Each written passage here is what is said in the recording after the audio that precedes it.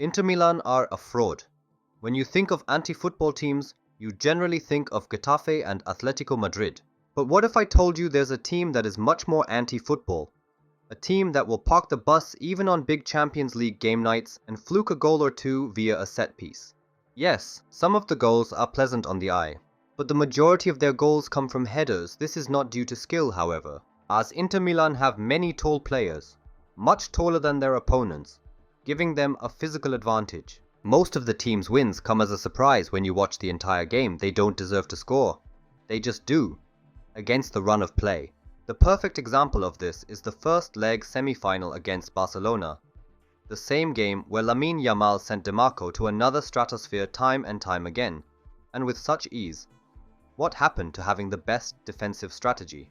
Barcelona did not perform as good as was expected, but this is completely understandable. The left back Alex Balde was injured, as so was the best number 9 in the world, Robert Lewandowski. With the addition of these two players, we would have seen a different game, as the Blaugrana created chance after chance, especially in the first half. Having a recognized centre-forward goal scorer would have made the scoreline a lot more different. And that's where the fun ends for Inter Milan in the Champions League. Both players are expected to return from injury and will provide a major boost for Hansi Flick's team, covering both the defensive and offensive side to their game. I mean, even the Inter manager was obsessively asking the reporters after the first leg whether or not Lewandowski will be playing in the next leg. He simply knew it would have been a different game with the Polish striker in the lineup. Inter's fanbase will argue it's their playing style and their aim is to suffocate the opposition. However, this is nonsense. If it wasn't for oppositions playing with energy and flair, no one would watch Inter play. You'd rather read a book and go to sleep, even that would be more enjoyable.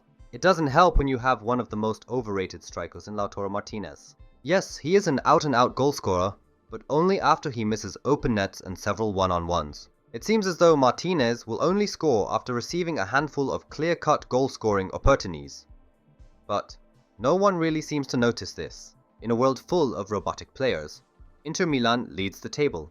Flair and flamboyance is not existent in their playing style. They'd rather pass backwards and sidewards, waiting for their opponents to sleep from boredom, and then boom, they'll score, making you want to gouge out your eyes and smack your head on the nearest table.